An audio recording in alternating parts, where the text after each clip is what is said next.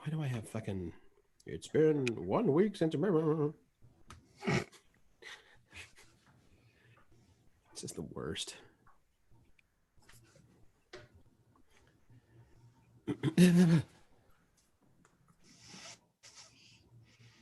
Oh, I love that that's the first thing people hear on the YouTube stream is me going, it's been 1 week since you looked at me.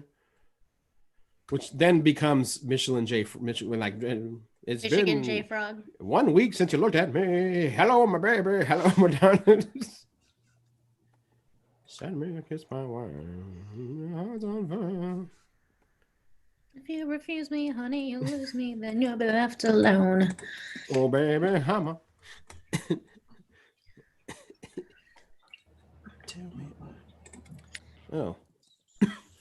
Well, the screen capture is me looking down, Cable looking down, and Denise's thumb Super. blocking the screen. Fantastic.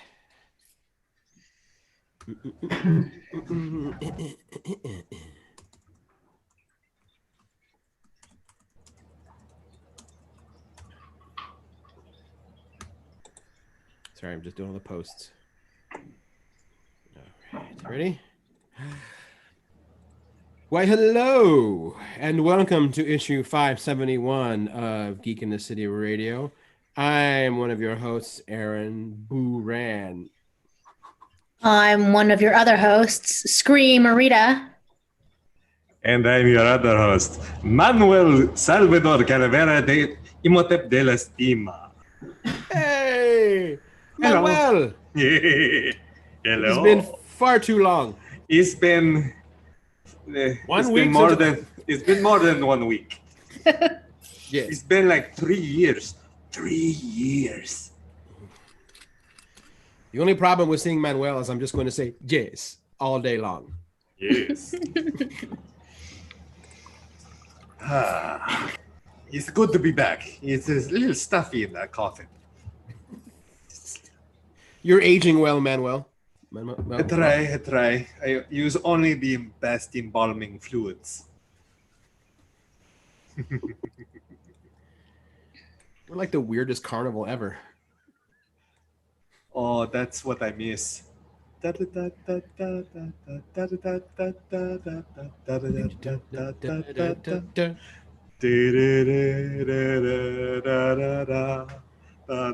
almost called the Baron today, say, send me the record. I want to listen to it. So I forgot that the Baron actually reached out to me when he saw our pictures last week and said, "What is this?" And then I was going to invite him to pop on the show today to do commentary, and then I spaced. So the Baron, if you do see this or listen to it, Sorry. fault. I apologize. Oh, it's fine. I'm sure he's not watching at all. I know. Maybe sometime in December we'll do like, a Nightmare Before Christmas type thing, and we can invite the Baron on then. We could we could do Krampus. Yeah. We could do a Krampusnacht show. Spooky Christmas. My favorite. Christmas should be spooky anyway. Like literally the most popular Christmas story is a ghost story. I mean, Christmas terrifies me every year, so. Is that the most popular Christmas story? I think so. Christmas Carol? And no, I know what you're referencing. I'm just saying, is it? I would think so. I mean, think how many times it gets repurposed and retold, and. That's a good point. Damn Dickens. Because it is in, how you say, no copyright? That helps. I also love that the main theme of A Christmas Carol is the rich are bad. It should be punished by having ghosts torment them till they're not bad. It's a very good point. We should have more of those. More ghosts for the rich. I don't know. So this week on Geek in the City Radio, we are wrapping up Trektober with our fourth and final commentary from spooky Star Trek episodes.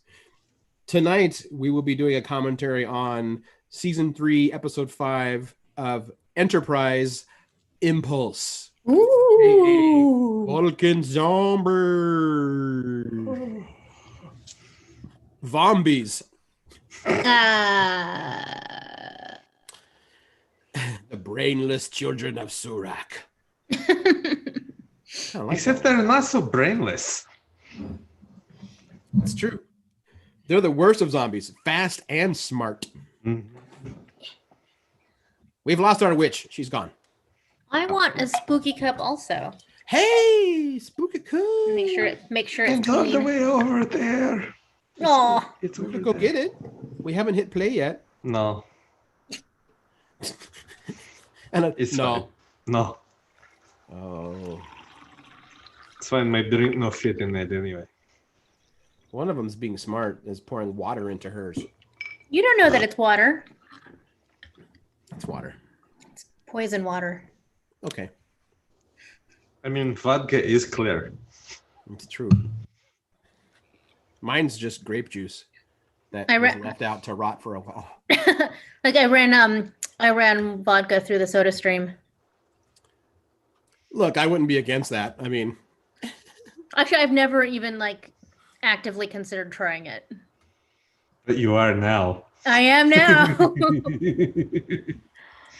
I know our a few years ago, our mutual friend Prime, he has one of the U kegs, like the 64-ounce kegerators, which you put in CO2 in. And he basically just made 64 ounces of gin and tonics and then carbonated it and brought it over to a gathering. He's like, I brought gin and tonics. That sounds fucking fantastic. Yeah, it is good times.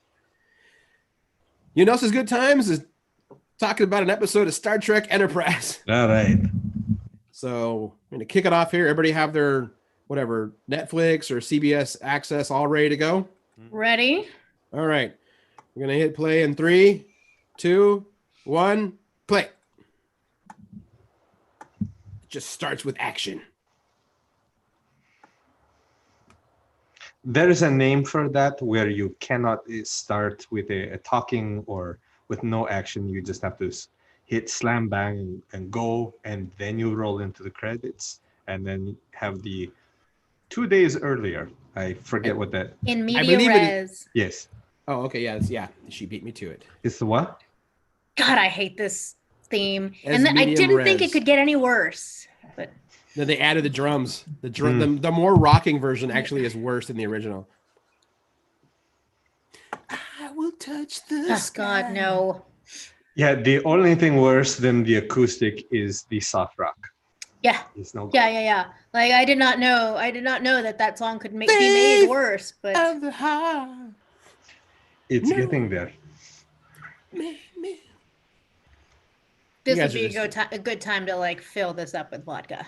Do Yes. anything. How dare you?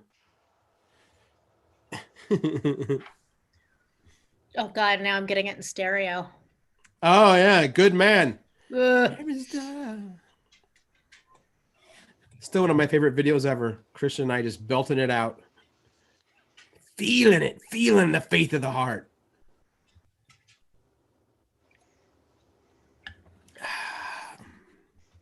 I think that's my torturous Halloween gift to myself is that Bean couldn't skip this part. She had to watch Pretty bad. it. That was Merry Christmas. took the longest 45 seconds of my life.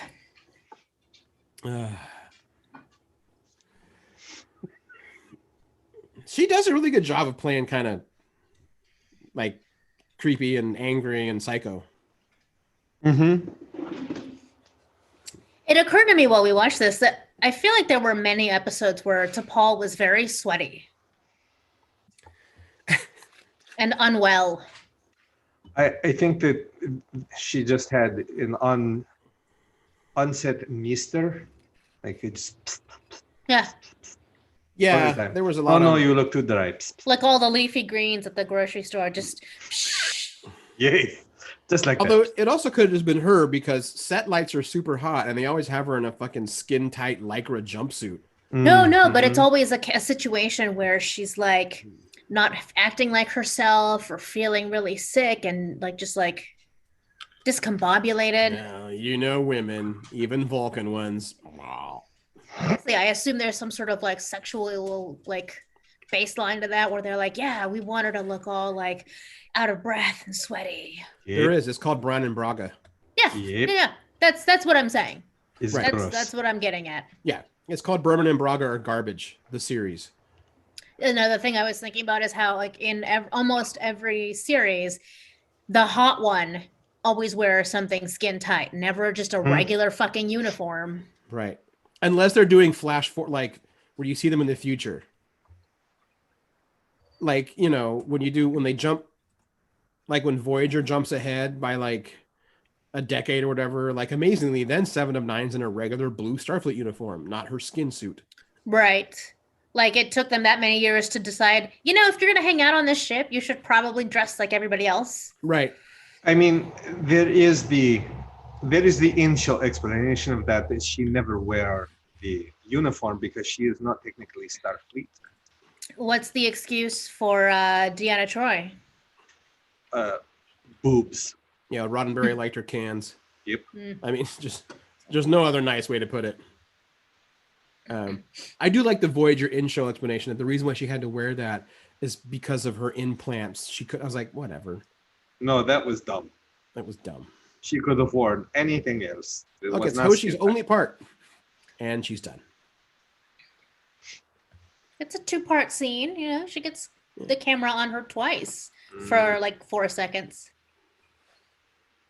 Also, now I'm thinking again about like T'Pol's outfit there. That's technically supposed to be a Vulcan High Command outfit, right? Yes. That's what it was. She was supposed to continue wearing her Vulcan Yeah, job she's the Vulcan uniform. liaison. But I find it weird to believe that like Vulcans would have any form, apart from like physical shape.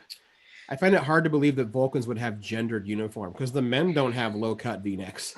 No, I they all wear robes. I was going to say, I feel like at the beginning of the series, when they introduced T'Pol and they say, we've decided that T'Pol is going to join your mission, she was in robes just like the rest of them. Gosh, she should have stayed in robes. That would have been cool. That would have been cool. Yeah. I still would have put her in a uniform. Yeah, but she's Like, not. This uniform makes She's not Earth Force yet, or whatever they called it then. Starfleet. It's Oh, is still it called Starfleet by then? Yeah, it's still Yeah, okay. called Starfleet. It's just not no Federation. But the thing with that's not even a Vulcan uniform on a Vulcan ship. That's true. That's true. Like, let's take a look at what the Vulcans wear on the Saleya. Mm-hmm. Although, is this what they finally gave her decent hair starting in season 3? She's no This longer is got the- her think- hair. right. The first 2 seasons were wigs. This is her hair. The Frankenstein wig. Mm-hmm. Yeah, this is. She just had it cut and styled like this for the rest of the season, or the rest of the series. Right. Another thing I couldn't stop noticing about T'Pol during this episode is I think the actress, Jolene Blalock, naturally a very light-skinned white woman, and they tan her for the character, and it's too much. It's too much. So she has that sort of Trump effect where like the area around her eyes is very pink, but the rest of her is this lovely golden color, and it's really distracting because they close in on her face a lot. Which is also strange because all the other Vulcans we meet very pale. Yeah. That's a very good point. Although we've had black Vulcans. We have, but all the light-skinned Vulcans very pale. Right. Spock was so pale he was yellow. He But that- was, and they really didn't stick with that, did they? No, not when they went to movies. They did that No. only on the TV show. Only on the show. Because they were trying. That was also getting into the whole make him like a Dr. Fu Manchu. I mean, he used to have a tail initially and red skin when they first did some of the tests on him. Yep. The tail would have been pretty weird. Yes. Red skin, okay, but they probably just didn't want to have to keep that up all the time. No, they did. They did tests. They did test screenings, and they said that it unnerved people. So they just basically and then he did quote look too satanic. Yes. I knew that's what was going to be the Red skin, reason. Pointed ears, Yeah. tail is devil. Yeah, I can see why all of those things together would be a bad idea. If you're trying to appeal to, You have to as know many your audiences as audience. possible. Yeah. I This do like the stupid parts of B plot. Enterprise where the transporter is still dangerous. I know the B plot also is. There's no point to this B plot, and it's not like the A plot couldn't have been expanded into its own episode on its own. You could have just done Vulcan zombies in space. Right. What's funny though is I considered this episode to be a little bit more actiony than the other ones, and the other episodes mostly did not have B plots. Right. So I think that the jumping back and forth kind of adds to the tension in a way. That's true. I forgot. Schisms doesn't have one either, does it? No. Neither does TOS. Right. TOS didn't have a lot of B plots. No, they never did. Yeah. It didn't really used to be a thing. Right. And they also didn't really care beyond Kirk, Spock, and McCoy. Mm-hmm. You know.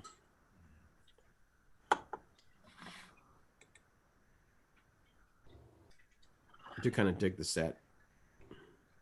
The Saleya. Mm-hmm. It's kind of cool. Oh, Malcolm, no one likes you. They really don't. No one likes him.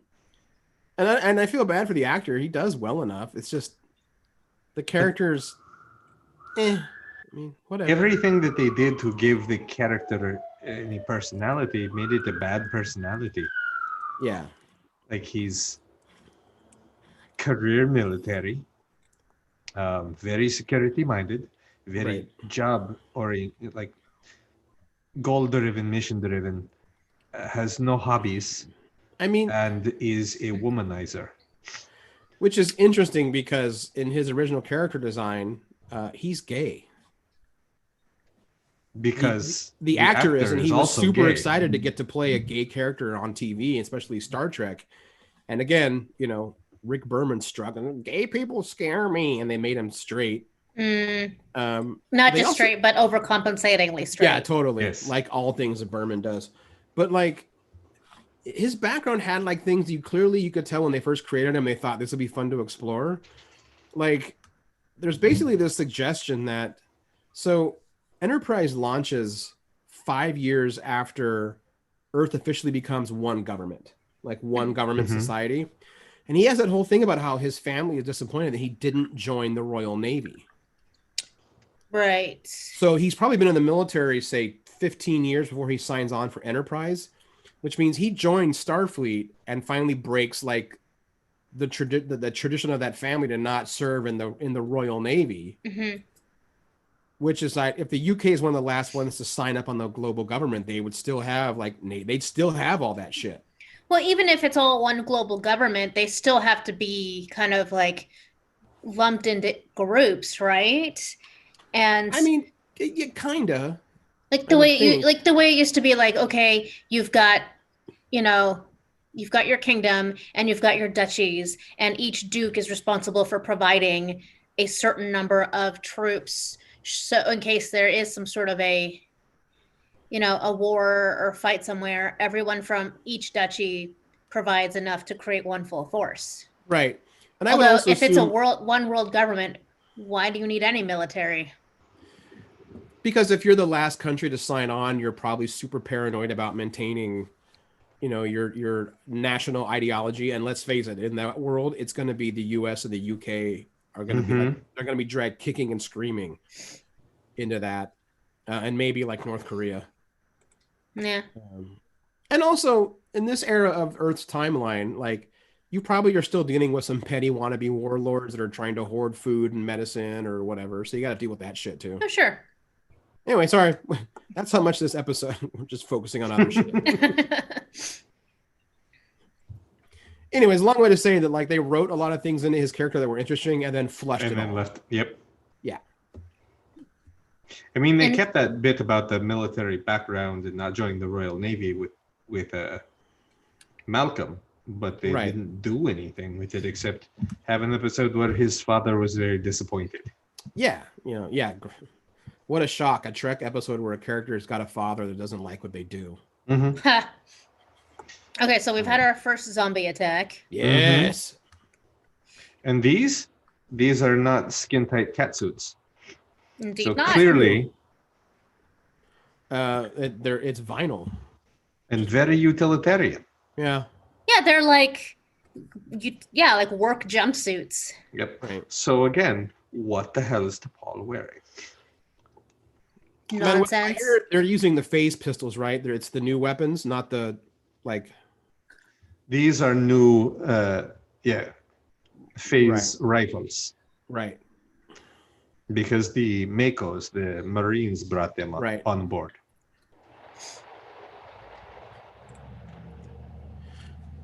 I know, like a lot of hardcore Trek fans were like, don't like the idea of Makos, but like I kind of do. For like even within like the standards of Starfleet, you're still gonna have to deal with shit that's gonna kind of require a heavy hand. This is and they're not Starfleet. They're not. No, I know. Yeah. They're the Earth Defense Force. So, going back to Dean's comment, each country would have different armies, but they would all have a collective army, or in this case, the Marine Corps.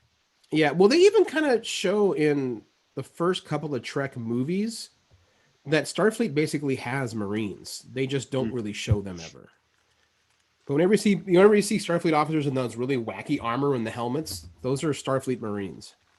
Like they have like they literally have one job that work beyond starship security and stuff. Trying to think if I've ever seen any of them. Probably in passing. Like they're literally just in the background. Like in Star Trek, the motion picture, the one Marine has one line and goes, "Carbon-based units?" And McCoy says like, "Us. Humans."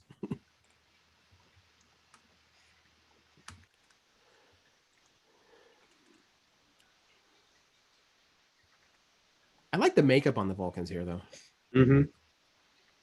Yeah, it's well done. It sort of adds to the implication that they're affected in a specific way because they all sort of look the same as their afflicted selves.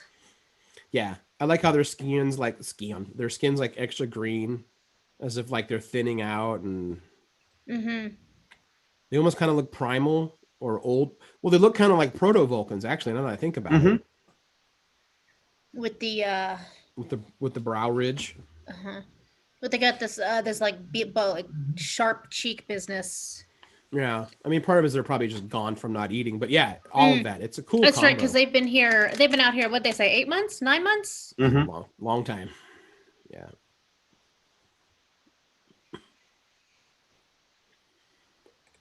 We don't know exactly what they want to do when they catch them.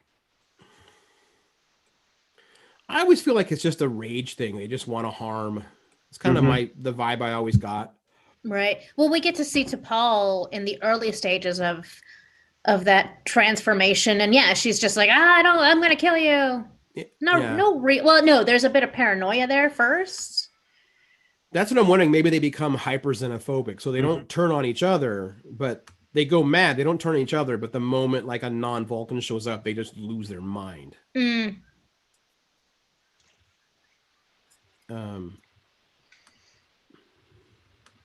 Yeah. Which kind of makes sense if they revert to super proto-Vulcan instincts, that like Vulcans were hyper violent, very xenophobic.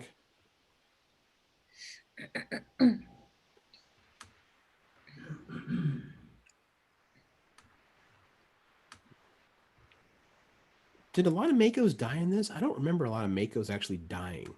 Are you talking about Norm's comment? Yeah. Because in this episode or in the storyline? In this episode. Nobody dies in this episode. Yeah, I was going to say no one dies. Like the Makos take it hard in Enterprise as a whole. There's only one Mako in this episode. In this episode, yeah. No, he makes it too. Spoilers. And I think overall, I think 3 Makos die through the course of the season. It's because extras are expensive. Mm-hmm.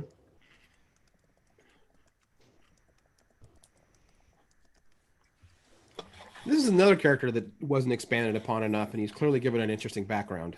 Mm-hmm. I mean, he gets that one episode where he goes home. The one. The one. That's a whole episode. Mm-hmm. Okay, I mean, For the token black guy, come on.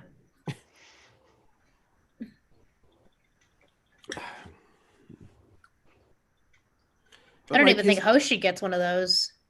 Oh, Yes, she does. Does she? Yeah. Yeah. There's the She has one a where few. that. Yeah.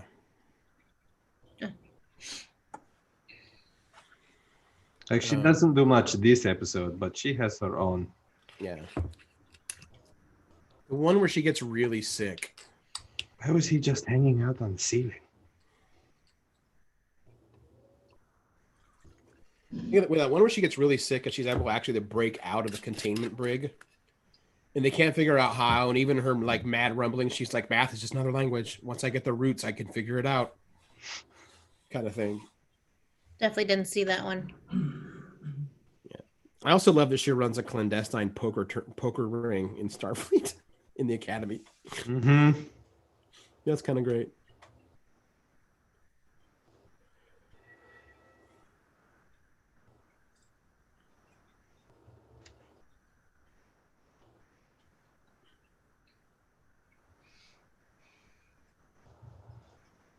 Jolene Blaylock was really good at showing that reserved, stressed out. Mm-hmm. Like, she was really good at like understanding that her character really does have like issues with her emotions. Mm-hmm. Even beyond this episode. No, yeah, because she goes through a lot of that. Like, it's a frequently used piece of subject matter for the series. Well, if I remember correctly, they eventually reveal that she's part Romulan. That, Never on the show. Later on the show, right? Never on the show. Never? Nope. They intimated in season 4 when we meet her mother.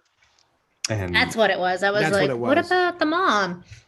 But they never fully revealed that she is half Romulan. Right. That was supposed to be season 5. Oh. Which was going to jump right into the Romulan. They were going to like jump ahead a little bit and do the Earth Romulan War. I think they were going to come in at the end of the Earth Romulan War. Yeah. Yeah. Oh, so we were talking about how Travis doesn't really get much time on the show. Mm-hmm. But Norm does point out, he's like, he got promoted more than Harry Cam. Oh. When did he get promoted? I don't know. Yeah, I don't remember him getting promoted. That's just what Norm said. I didn't watch all of Enterprise, so beats me. He starts out the lieutenant and ends a lieutenant. Oh, well, sorry, Norm. Yeah, sorry, Norm. He was... he's promoted in the novel, but never in the show. If it's not on the show, we don't care. Is how you kids say, peaks or it didn't happen. Right. Do kids still say that? I don't know. I don't know what kids do. Yeah, sure. Probably. Yeah, we're the wrong people to ask about the kids these days. Yes. I'm the youngest. I'm not young, so.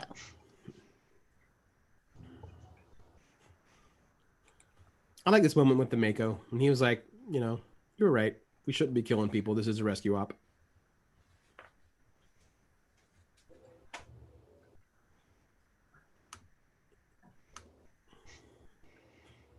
That was not the direction I thought this was going to go. Right. But I do like it because it's really too easy for Trek to fall back on, like, if you're military, you're just rah-rah, let me shoot and kill. Like, that's what I live for. Well, that was so to kind of have this Mako not do that was nice. Well, I mean, they try to make you be that way. Mm-hmm. Yeah. Well, that was the whole point of the season, was to be at war, but not lose your own humanity.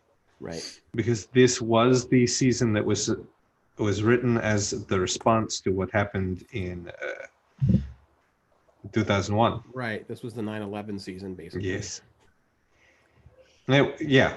The response to it. And what a well-learned lesson that was. We did so well. Mm.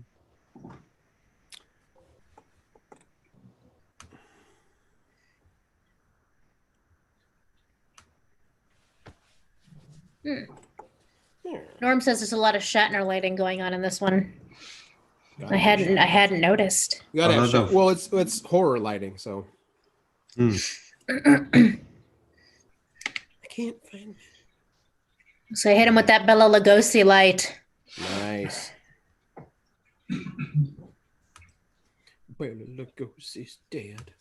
I love that song. Oh, I actually did watch that. I did a double feature the other night with Dracula and then the Spanish version Dracula. Yeah. Mm. The Spanish one is a lot longer. It's a late night. Yes.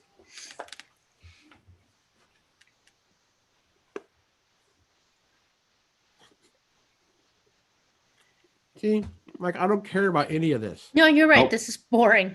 Yeah, there's no point to it. And I get that they need a reason to be able to save, you know, Archer and T'Pol and all them. But it's like, okay, but Well, there goes your second scene. Mm-hmm. all right.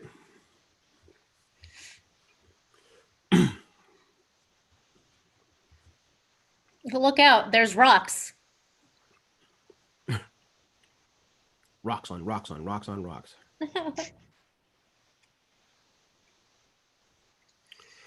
I do think it's funny that every like spacesuit in television shows a camera like a light on the face of the person in the helmet when she would never ever ever do that No. because you literally can't see if you do that. Mm-hmm. I mean, Like- it makes sense for the movies and for TV, so Right. you see the people's face. I think the only shows that don't ever do that are ones that are based on actual NASA missions because they're like, well, we can't do that. Mm-hmm. But anything else, yeah, there's always a light like in the helmet. Okay.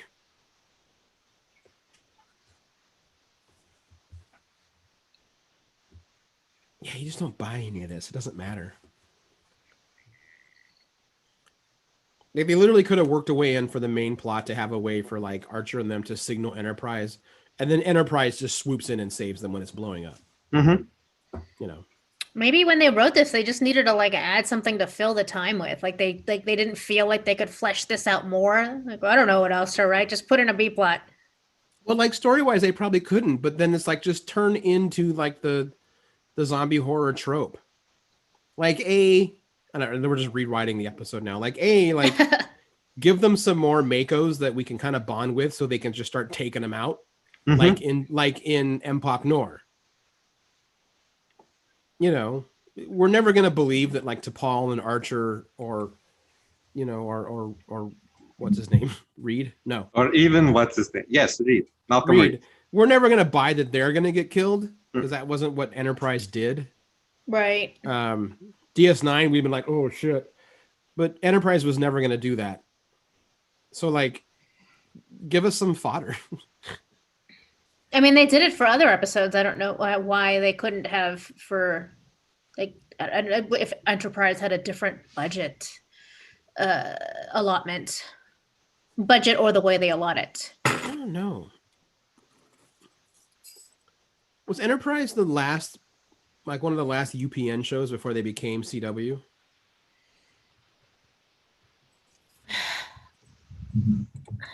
I think so. I feel like maybe. Yeah, it was Sylvian. Yeah.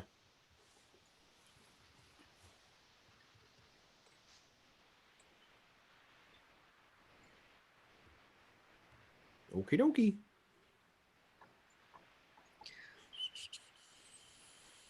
Yeah, I don't know. And even also without that B plot and having to find out a way to send the Enterprise into the field actually would make it more dramatic. Mm-hmm. If like Enterprise has taken a bunch of hits to get there. Like if you have to have a B plot, make it like how can the Enterprise survive the trip to saving our captain, or should we like make it that little background moral story of like, yeah, it's the captain and T'Pol and Reed, but like Enterprise could be destroyed by going to rescue them. So do we do it? What do we do? Anyway.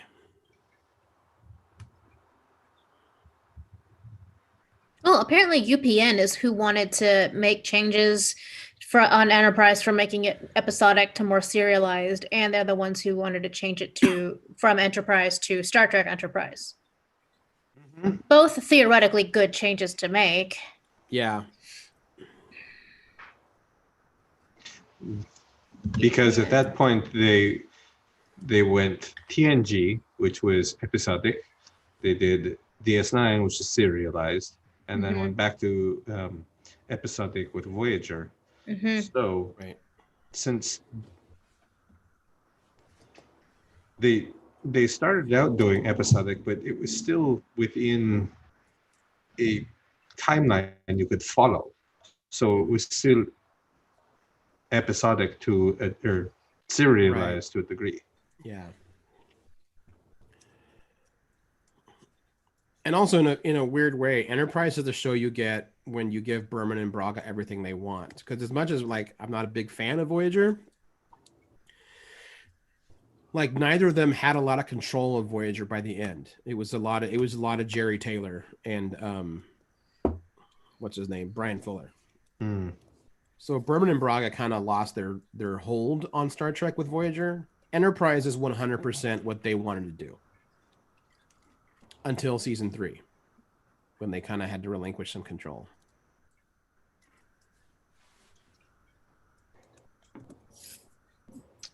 Because if you gave them what they wanted, then the first thing they do is put TNA all throughout the first episode. Yeah.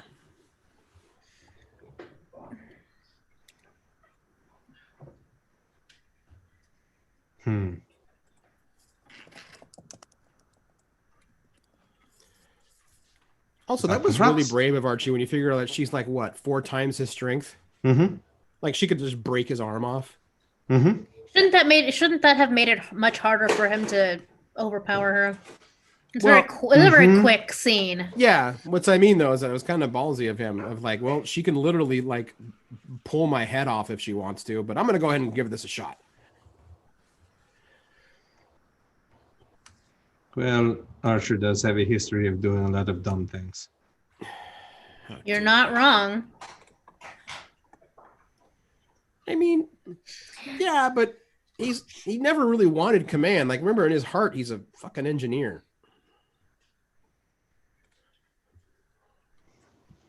Except he still wanted to be the first person to captain the Warp 5 ship. Well, yeah, that's true. There's a bit of hubris there. That was just so he could impress his dad. His dead dad. Well, there's Trek just reeling its head again. Was he dead already? Yes.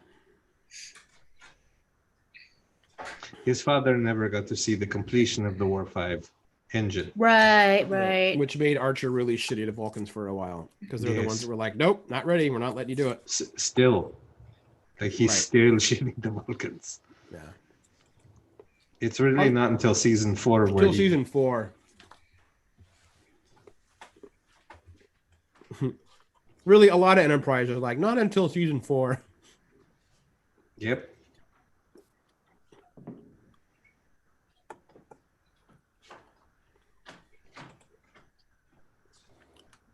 Oh. This Tums tastes really weird. You were just drinking wine, weren't you? Is that it? Probably. Tums aren't that great tasting to begin with. No, but it has like a bitter medicinal taste now. I'm like, ugh. Yeah.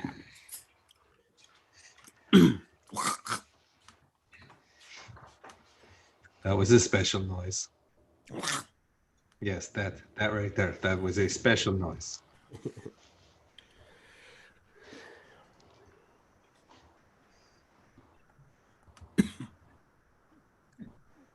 My turn for the grape juice. Grape juice. Grape juice plus. A lot of pyro effects in this episode. Grape juice plus is my favorite line from Return to Planet of the Apes. Wow, that's a hell of a pull. I watched. I don't know what was going on, or it must have been the summer or like a school break. But when I was in early high school, probably the Sci-Fi Channel did like an all-day marathon of all of the Planet of the Apes movies, which I'd never seen any of before, and so I watched them all that day. And the one where the one where the two apes travel to the past, and they're, the one is pregnant, and like everyone's trying to like control them, is my favorite one. Oh.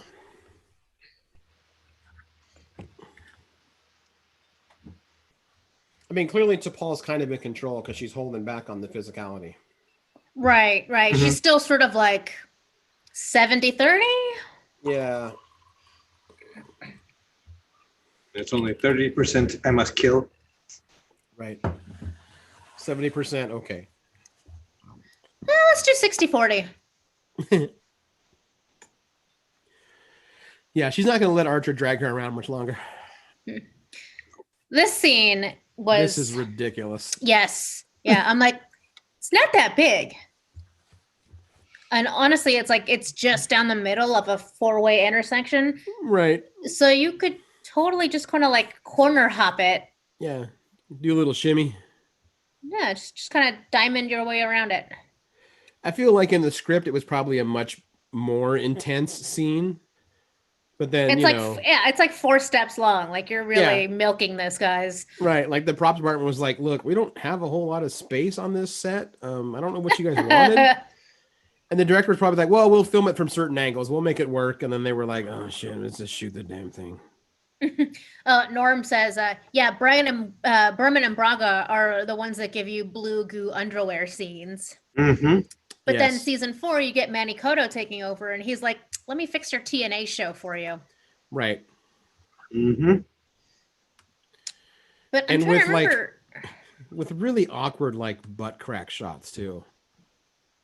Who's butt crack? T'Pol's. In this season. And Trips, to be fair. Oh, because that's why I Trips. asked. I'm like, we've gotten some, man ass in the show. You gotten some man ass, you got some Vulcan booty, and, like, side boob. That was also the thing. They were like, okay, Jolene, you need to hide your nipple with your elbow while you're getting rubbed down because we want to be titillating, but we can't, we can't show boob. I'm like, you guys are working really hard for this. That's right. I remember when Armin Shimmerman would always talk about nudity in Star Trek and about the fact that it's like, when are we going to see Ferengi women on Star Trek? He's like, when we move the cable. Right. Yeah. Let's make sure we work just hard enough to have the same amount of side boob as like a daytime soap opera so we don't offend the families. Mm-hmm. They work as hard on TNA in Enterprise, especially, I think, as they did on just this one fucking scene. Mm-hmm. That's cold. Like, how much tension can you build over getting over one hole in the floor? Not enough.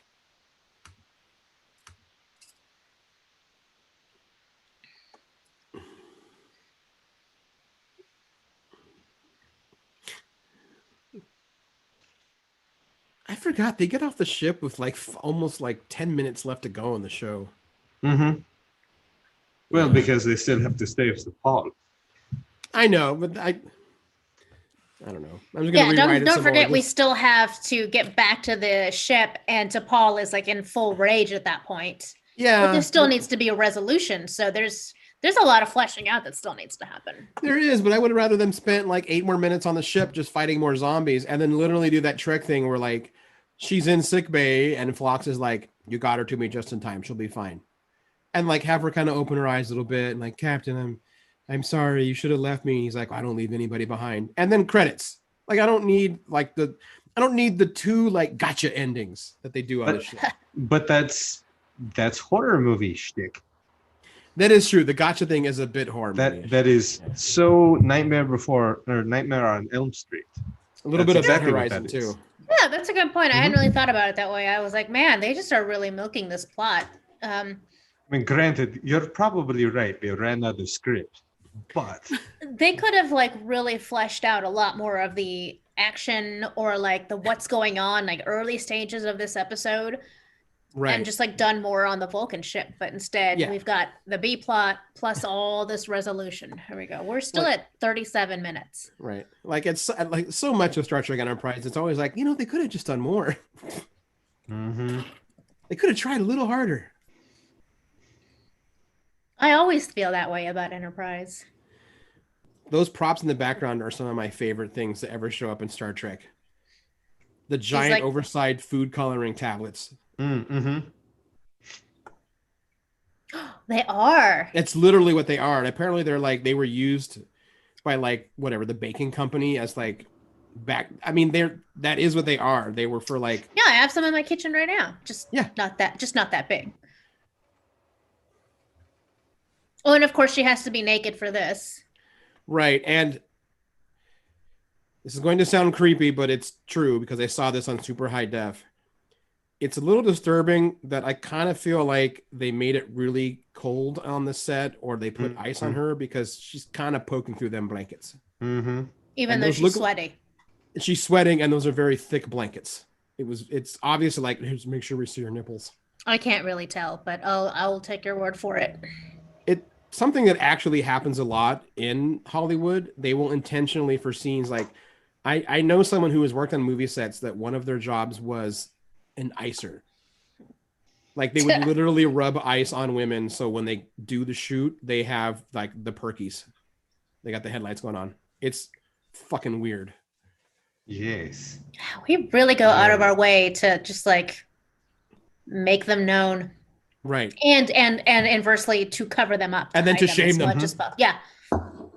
That's hot. And it's slutty. Shame. They're just nipples. I think they're weird.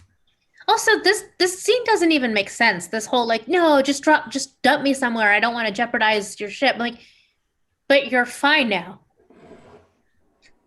The fact that we can have this conversation is how we know you're fine now. Except she's still emotional.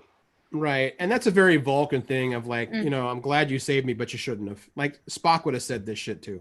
Like, Captain, you should have left me behind and endangered the entire mission. I'm not repeating that, Norm. Which is what allows every human captain to give that. Well, that's why humans are better because we won't leave you behind. Mm-hmm. We won't let logic decide. Yeah, it's. Like logic is such a bad thing.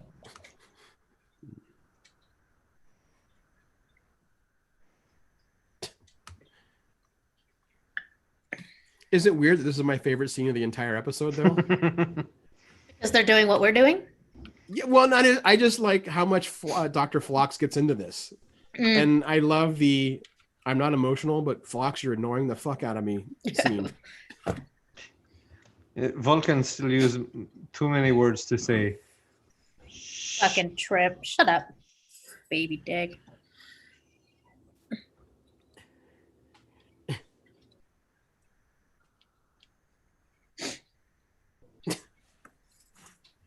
Like, don't tell me how to enjoy a movie.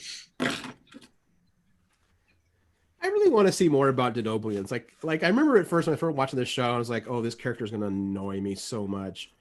But then eventually I'm like, no, Dr. Phlox is one of my favorite characters in the series. Mm-hmm. He brings a lot of humor to... And it doesn't feel forced. Not like they attempt to have Neelix be the humorous character on Voyager. Like that was just appalling. Well, Neelix is terrible, so... Also that. Yeah. Kind of like this fisheye lens here. To zombies. Kind of a cool effect. The fisheye lens? Mm-hmm. Yeah, this is totally Nightmare on Elm Street ending. Yeah, I went Event Horizon ending. That too. That works. I like I love hate this makeup in this scene because again, pale woman with a bunch of tanner, but now she has to look like pale and white because she's not well. So it just makes her it's weird. Why did they give her a lot of bronzer? Like Vulcans don't look like that, do they? Because she's hot. Yeah, because tan is hot. I mean, I don't know who decided. There is so much like there's an entire show where we can just talk about the injustice of casting someone who is that much of a Star Trek fan as in a role that she dreamed of and then turned her into the TNA of the show. Right. Yeah. That would fucking keep me up at night. Yes. I think it still does. I hope that Jolene Blaylock has made peace with it by now, but I don't know. I mean, at least what's her face gets to like what is the word? Jerry Ryan. And Yeah, reprise her character as a more like fleshed out individual, and it has Right. nothing to do with the way she looks. Oh no. Yep. It has more to do with the number of asses she kicked. Yeah. Well, that was Trektober. That was fun. This It was was a kinda good fun. idea. Yeah, it was fun to visit this way, for sure. I mean, I kind of feel bad that we didn't do the Voyager episode because now looking back, I forgot. I was gonna watch it anyway and just probably gripe about it. Which episode was it? Let me double check for you. It was Cold Fire, that's it. which Zach had said, and I wish he was in the chat right now, but he couldn't hang out tonight. He said it was. I'm never going to remember. There was a particular theme that it embodies. He said it was kind of Lovecraftian. It was more specific than that. I don't remember this episode at all. Yeah, like the same. What is it? Okampa, the same race as Kess. Mm. Like literally, one of his names Suspiria. There we go. Yeah, That's what it was. He's like even the character even one of the characters is named Suspiria. right. Gotcha. Directed by Cliff Bole. Is that good? It's who Bolians were named after. Huh. Cliff Bole damn near directed episodes of Trek till the day he died. Directed 42 episodes of Star Trek. That's a lot of Star Trek. Yep. Yeah, he started in TNG and made it all the way through Voyager. Good for that guy. Yep.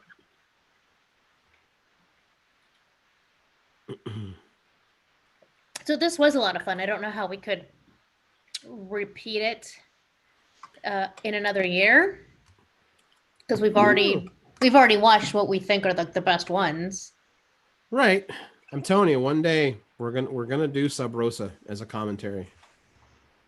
But it kind of needs to happen where like we're not in a like cultural firestorm where my liver can't take a double dip.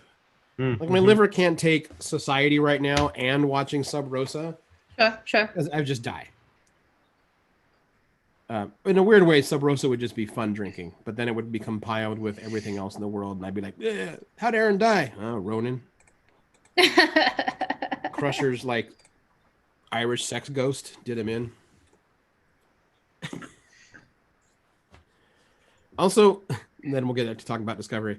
So I think I want to say this Friday there's a virtual like GalaxyCon or whatever, but they're having a bunch of actors from Monster Squad where you can either have them sign a photo of themselves and they send it to you, or you could mail in one to have them personalize it.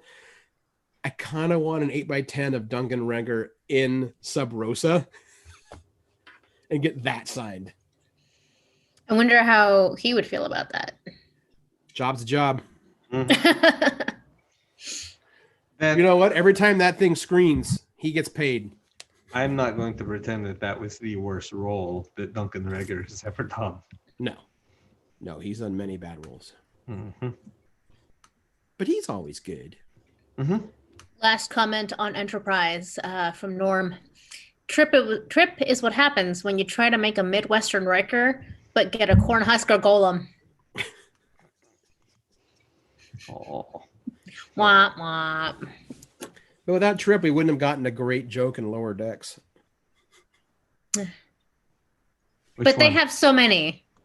It's the I forgot even says like, come on, he's got like Kirk swagger, but with like Trip's butt or something like that.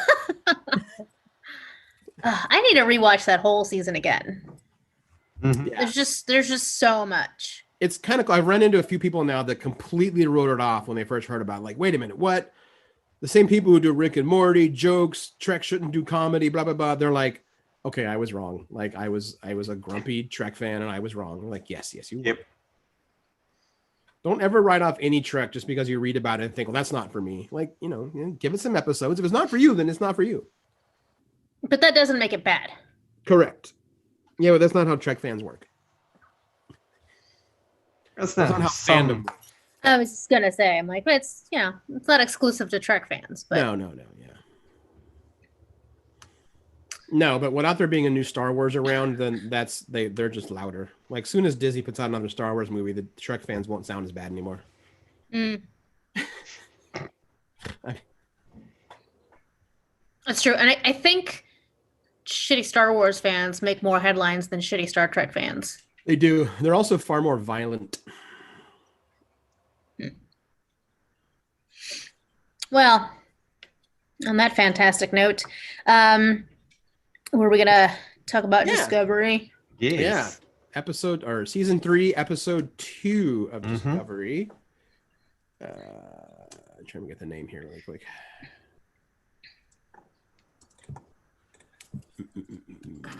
Far from Home? Yes. I believe that's what they're called. Far From Home. So I like that it's basically episode 2 is essentially like a Western almost. Well, let's back up. It's the thing that is, I mean, I guess is not any sort of a surprise, but episode 2 is essentially the same idea as episode 1, but just, all of the other characters. What happens when they come through the wormhole? Yeah, it's damn near runs parallel to it.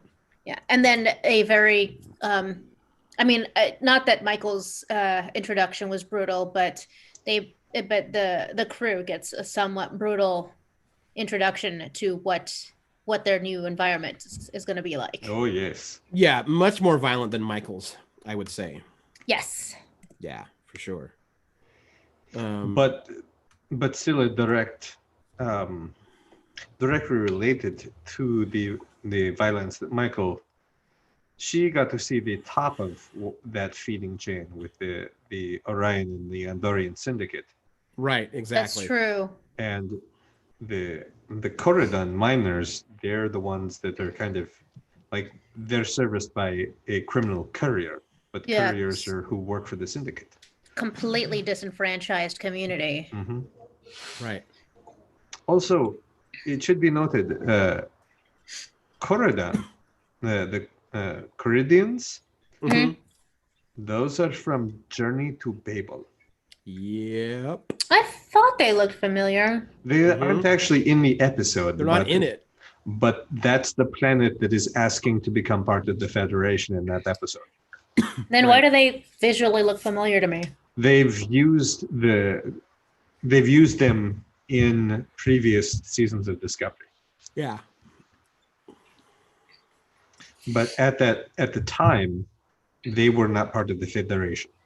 They don't become part of the Federation until TOS, which is still 10 years beyond the beginning of this Discovery.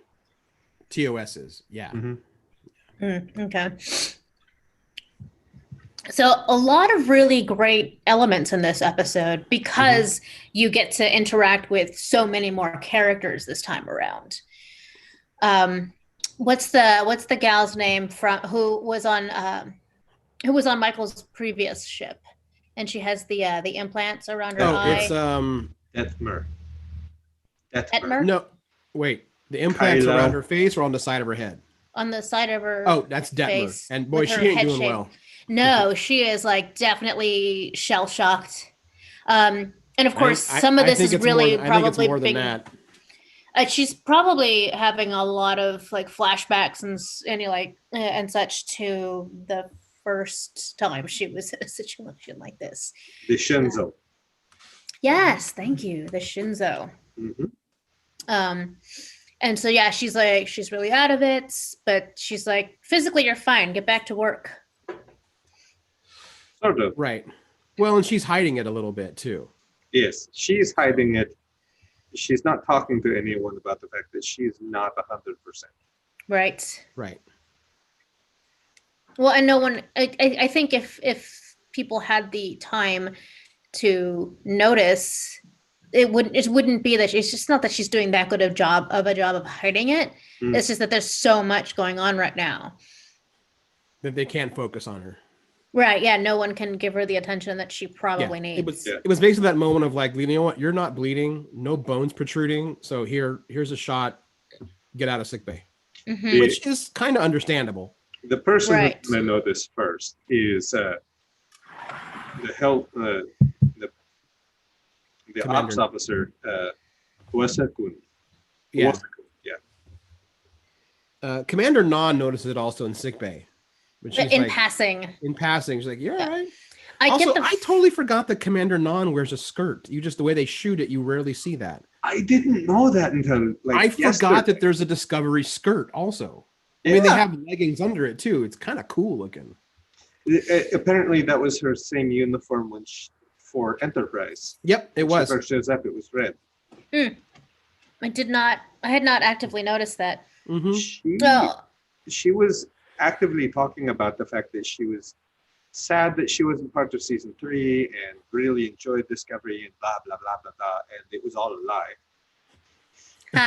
Right. I had not read those. I hadn't either. Mine was, I really look forward to seeing her next season. And a friend went, "Oh, she dead." I'm like, "No, she didn't die. She get knocked unconscious. She didn't die." It's like, no, she died. It's like, well, then that was a shitty death. Right.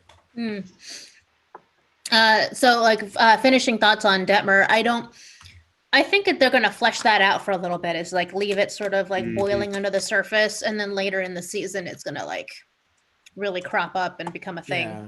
Norm suggested maybe she's got a little bit of control in her. I don't think that's it. I don't either. Yeah. That's last season's problem. This season's got a completely different problem. Right. Although there was something in, and now I'm not going to remember what it was exactly, but there was something about the previously on that recaps season 2 stuff at the beginning of this, episode 2, that kind of made me feel like maybe some of that stuff is not fully done and over with. It could be a red herring, but I got that impression solely off of the previously on scenes, that cut scene. And then there's Stamets and Culber. Oh, I just love those two. It's I didn't remember. Did Culber sort of come back around on his relationship with Stamets before season 2 ended? Yes. Or is I'm like, this just before season 2. Just before, because Jet Reno goes to sickbay with like a hangnail and just chews Culper out. And basically she has that line where she's like, people like us usually don't get a second chance, so don't screw this up, kid. Because they have that great thing where they talk about like their significant others, and Culper's like, he wanted, something about all the different operas or whatever, and she's like, my wife wanted vegan steak for the wedding. Vegan steak. Also, she kind of, and he in the finale of season 2, there's a whole lot of like of Culper being like, you know what, I just got you back. Like, don't you die on me. We're gonna make this work. So yeah, they're good.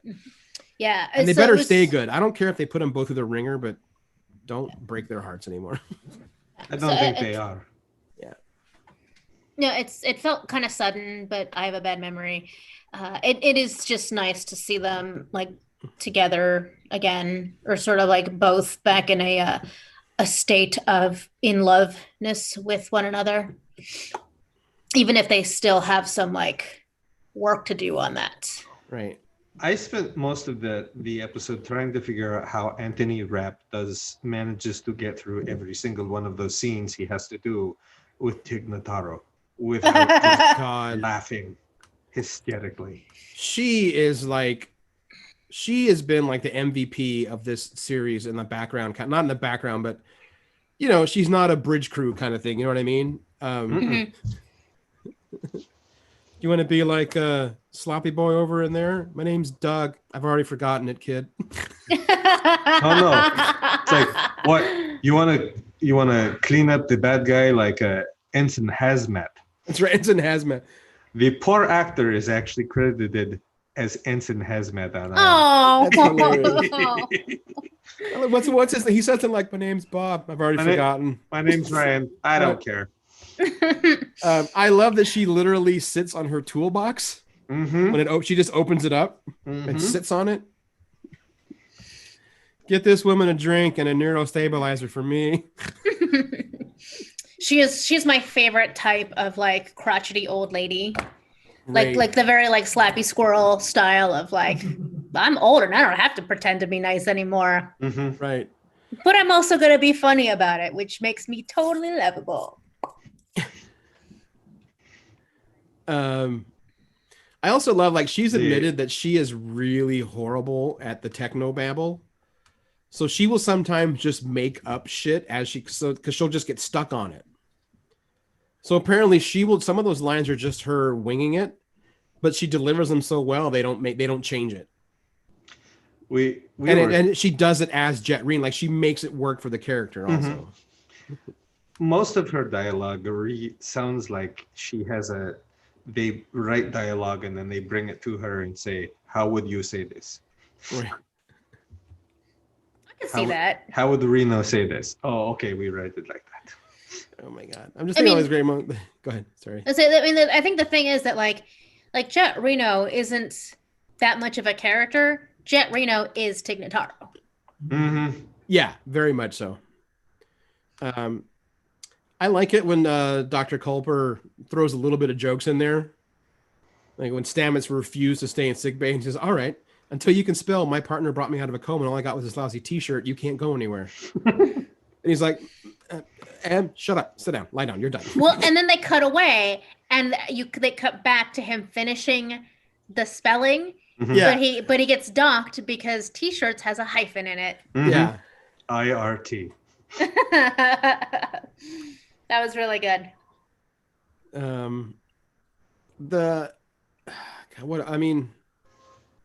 know we say this almost every week, but like we as an audience in general do not deserve Doug Jones.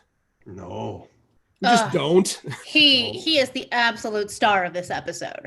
Oh my, yeah, and just the emotion he can bring through all that makeup is just mind-boggling. Also with Michelle Yeoh, I think. They've got some really fun chemistry. That fucking face-off between those two was good, so good. Also, Kelpians shoot darts now. Yeah, what was that? That's cool. Do you not remember this?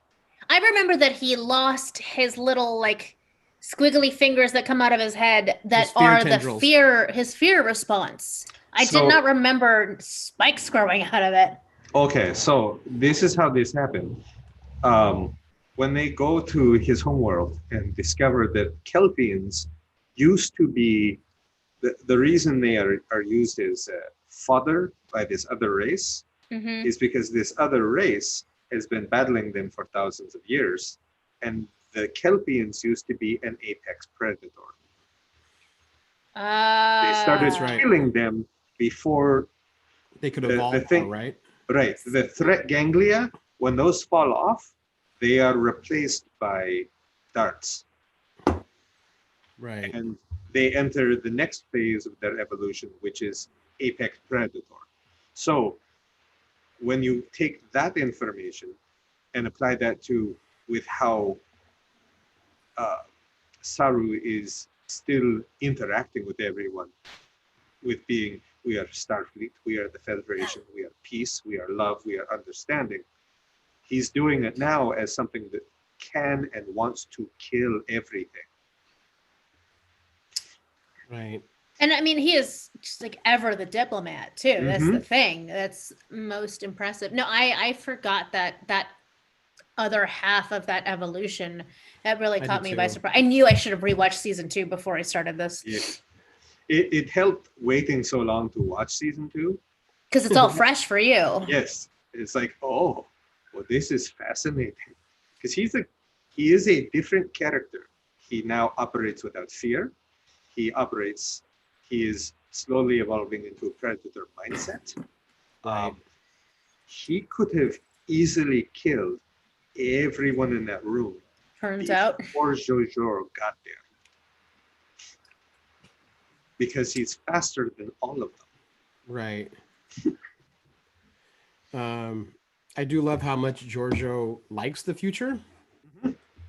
Norm says, like, it looks like Michelle Yeoh is having a lot of fun. Yeah. Yeah. Hell yeah. This Giorgio is a lot more fun than the other Giorgio. Right. And also, like, I'm watching the scenes where, like, they're shooting her just a little bit. And I remember thinking, like, you're just turning her on. And she's just going to unload on you guys. And then going to want to go, like, hump somebody. You're literally just turning her on right now. Like, if you're going to shoot Giorgio, you better kill her. She kind of has a thing for pain. So don't do that. It's going to work. It's going to be bad for you. Yup. Although we know that eventually either they get back or she gets back because she's still in the Section 31 show as the lead. So, did I tell you about the other show, the other podcast? Yes. And All the Asian Star Trek? Yes, and the showrunners, how they talk about the fact that they knew in season 1 that they were going to put the Discovery in the future. Yeah. Yeah. I don't think Discovery is coming back. I don't either. And storyline wise, they can't. They can't. That was the whole point because it still has that database. Right. The Sphere archive. So it still has all that information. It can't go back in the past ever. I understood that as Discovery, the show is going away. Oh no. Right. No, you're talking about Discovery, the ship cannot go back to its original time. Yeah, it already got a season 4. I mean, yes. And I'm fine with that. But Giorgio can go back. Right. Which just makes her more dangerous because then she'll know the future. And you know that, like, regardless of whatever rules there may or may not be about time travel, she gonna take some of that shit back with her. Yeah, she don't give a shit. She wants to do it. Well, that would explain why Section 31 has so much better tech than everyone else in Starfleet. It all fits together. Yeah. I love the scene between Saru and Tilly. As I could not think of a better person to bring on a first contact mission than you. I was like, oh God, Saru. No one makes a better first impression. First impression, yeah, that's right. Yes. They're a good pair because he has a very calming presence about him, and Tilly does not. She needs someone to be the calming presence in her bubble. Right. So I know, like, her and Michael have a good relationship, but it's not the same. No. It's more motivational than reassuring. Because Tilly is she's barely an ensign. She was a cadet, so she's still like early 20s. Yeah. And neurotic as fuck. And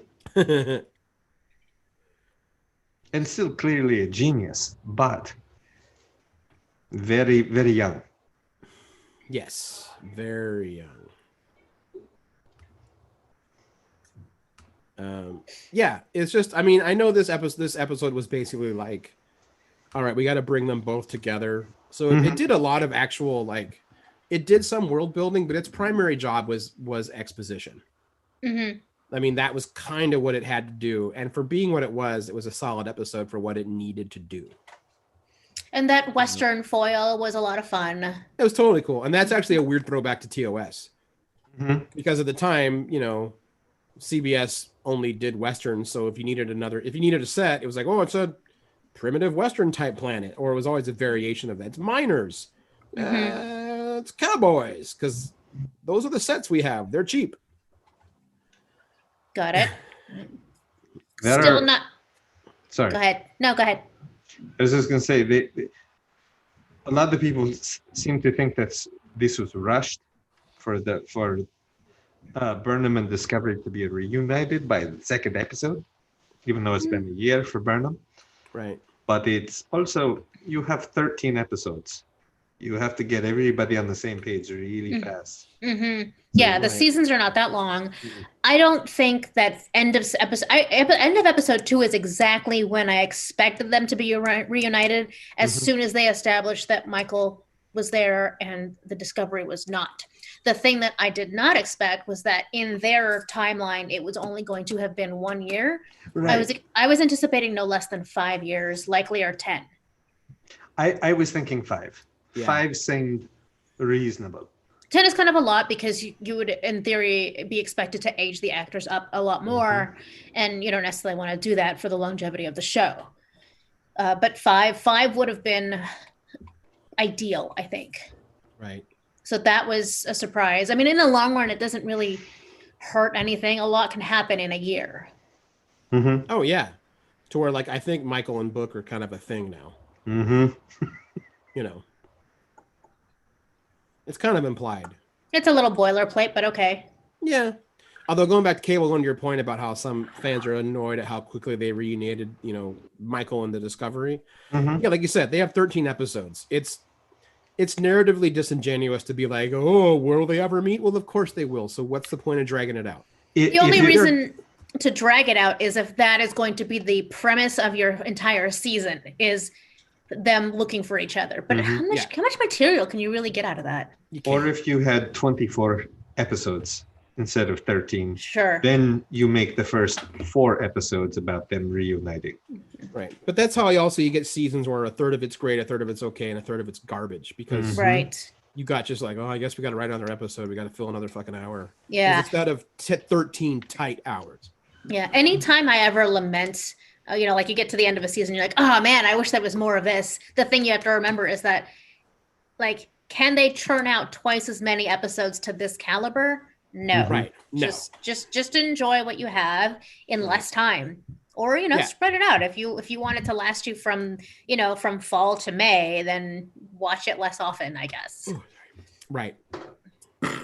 Yeah, so another solid one. I'm excited to see this 3rd episode. Me too. See them all together and kind of here's where we're gonna start seeing, okay, now we're gonna help rebuild like the dream of the Federation kind of thing. Which and now we can kind of need right now. Mm-hmm. Also, can we establish what the fuck the burn is? I'm still not super clear. No, that's the big mystery of this season is the burn. The effect of the burn was that it burnt out 90% of all usable dilithium in the galaxy. Yeah, no. Or at least the mystery is what caused the burn because no one knows. Right.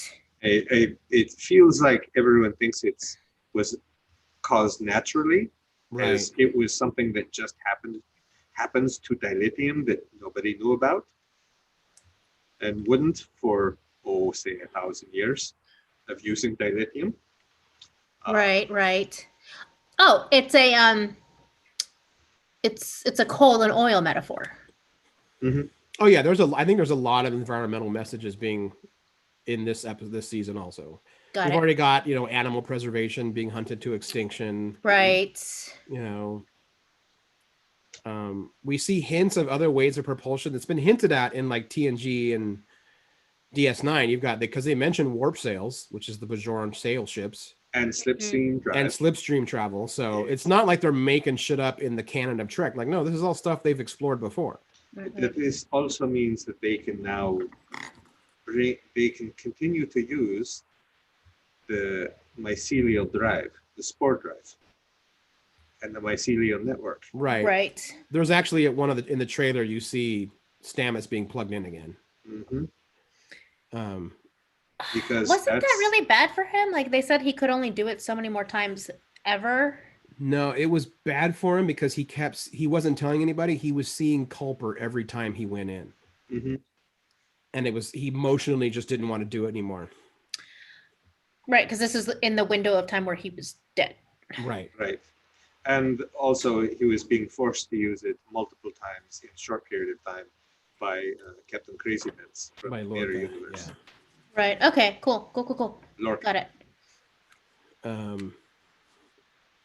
Yeah, it is interesting. Like one of the premises that are seem to be doing in Discovery, you could attribute to like Earth right now. Like, what would happen if we all woke up tomorrow and Earth had no more oil? Like none. Apparently, we would all be fucking fucked, just absolutely without a goddamn clue. Well, we actually would be for a while. Mm-hmm. I mean, except for the part where we actually do have the resources to create a lot of alternative fuel and energy sources. we do, but it would still be chaos. We for already many have the years. technology. But Right, we but don't like use it. we don't. But also think about how many things, because it's easier. How many things that we derive from oil, not just fuel. Plastic. Yeah, it's horrible how much the entire human species has become reliant on oil. I'm even right now having that conversation. I'm sitting here like thinking to myself, good on you. You were, you try to like mitigate the amount of plastic that comes into your home.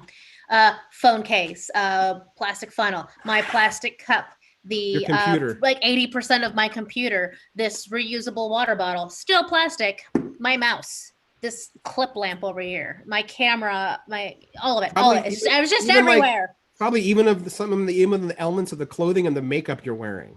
Probably. Petrochemicals was involved in the creation of them. Yeah, probably. No, it sucks. So hopefully Star Trek will show us a way. They've been trying to since the 60s. That's true. Yeah. Right. Well, on that note. On that note, we should wrap up the show. Yes. Next week, we're going to have a couple of guests on. Rat Bean. Yes. Oh, God, now I have to do this memory again. Monty Nero and... Damn it, I'm not going to remember. But they are the duo behind the comic book Frenemies. Nice. So, yeah, we will have them live on the show next week and avoiding any election coverage. Yes. I'm just not going to watch that shit. Nope. If you haven't voted yet, for the love of God, please vote. Please, just do it. Go, do it. Other than that, next week we also have we have a new episode of Discovery to look forward to, and Mandalorian kicks off. So the country might burn, but at least we're gonna get a good TV. Yeah. We'll be entertained. That's right. We'll all be just living with hunker down and wait for the end of the world with Star Wars and Star Trek. That's right. As they used to say, it's all part of the show. With that, I'm Aaron Duran. I'm Bina Rita. And I'm Manuel. We will talk to everybody next week. Happy Halloween. Oh yeah, happy Halloween.